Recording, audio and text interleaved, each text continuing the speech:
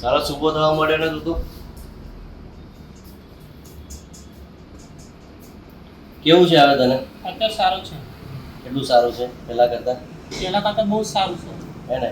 પહેલા શું પોઝિશન હતી તારી? પહેલા બેઠું નતું થવાતું, ઊંઘે જ રહેતો હતો. અત્યારે જાતે જ બેઠું થવાય છે. બરાબર છે.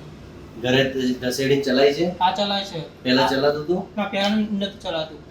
બરાબર. જો આ છોકરાની વાત કરું, આ છોકરાની કમરમાં મજૂર માણસ છે, આ છોકરાની કમરમાં ઘૂણ પડી ગયું અને L4 L5 S1 નો સોલિડ પ્રોબ્લેમ આવ્યો છે આગળ. એક ટાઈપનો એક્સિડન્ટ જ કહેવાય. અત્યારે તમે વિચાર કરો, એક ટ્રીટમેન્ટમાં છોકરો જ્યારે મારી પાસે આવ્યો હતો, ક્યાંથી આવો છો કાકા? લીંબાસી બરાડાથી આવે છે. બરાબર. એ છોકરાની હાલત એકદમ ખરાબ હતી. અત્યારે છોકરો બેસતો થઈ ગયો. હજુ આના કરતા બી સારું એને ઇમ્પ્લિમેન્ટ મળશે. તો તમે ખાલી વિચારો કે જો L4 L5 S માં આટલી મોટી ગુણ પડેલી આખો એક ભાગ ફ્રોઝન થઈ ગયેલો, તો આટલું સરસ રિઝલ્ટ મળે છે.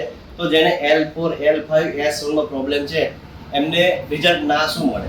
જો L4 L5 S1 C3 C4 sciatica, frozen shoulder, cervical, back pain, નેક પેઇન માં હું ફરી જણાવું છું, મારી ટ્રીટમેન્ટથી 100% રિઝલ્ટ મળશે. આજ સુધી 17,000 પ્લસ પેશન્ટ રિકવર થયા છે વિધાઉટ કોઈ ઓપરેશન, વિધાઉટ કોઈ સર્જરી. તમારી જાતે જ આ છોકરાને જોઈ શકો છો. હા, મારું ક્લિનિક વડોદરા છે અને દર સોમવારે હું અમદાવાદમાં આવું છું. અત્યારે હું અમદાવાદમાં આવ્યો છું અને આ છોકરાની ટ્રીટમેન્ટ અત્યારે મારી પાસે છે અને આના કરતાં બહુ સરસ ઇમ્પ્લિમેન્ટ આપી દઈશ હું લગભગ 15-20 દિવસમાં. એનો એક વિડીયો નેક્સ્ટ તમને નાખીશ કે છોકરામાં કેટલું ઇમ્પ્લિમેન્ટ છે. ઠીક છે મિત્રો, ધન્યવાદ.